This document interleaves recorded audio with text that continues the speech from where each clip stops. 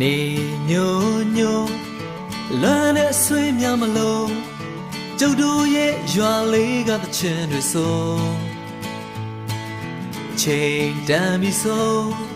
စပါးကင်များမဲဆို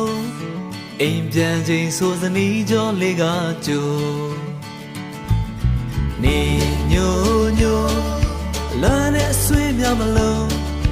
ကျုပ်တို့ရဲ့ရွာလေးကတချင်တွေဆိုချိန်တန်ပြီဆိုစပါးကင်များမဲဆိုအိမ်ပြန်ချိန်ဆိုစနီးကြောလေးကကြို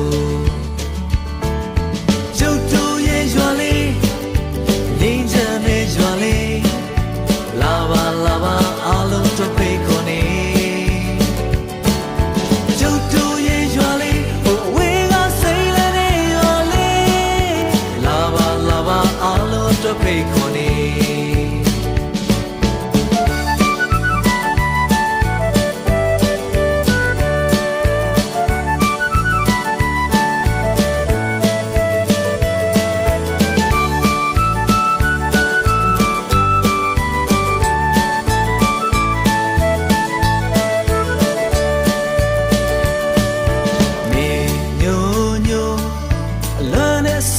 မလို့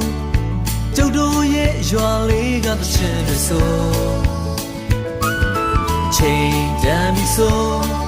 စပါးကင်များမဲဆိုအိမ်ပြန်ချိန်ဆိုသနီးကြောလေးကကြိုကျုပ်တို့ရဲ့ရွာလေးငြိမ်းချမ်းတဲ့ရွာလေး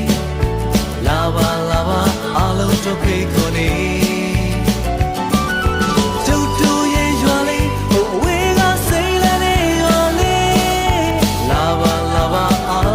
ဖိတ်ခေါ်နေ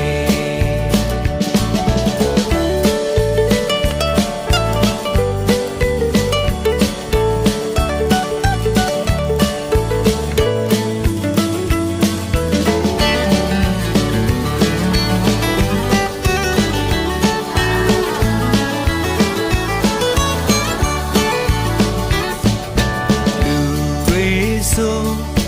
တော့ကကဲဝေလို့ကျုပ်တို့ရဲ့ရွာလေးရဲ့ညနေညိုဘယ်သူမဆိုငြိမ်းချမ်းရဲ့တစ်ချက်ဆိုဒီရွာမှာလေးလူအခွင့်အရေးကပို့ကျုပ်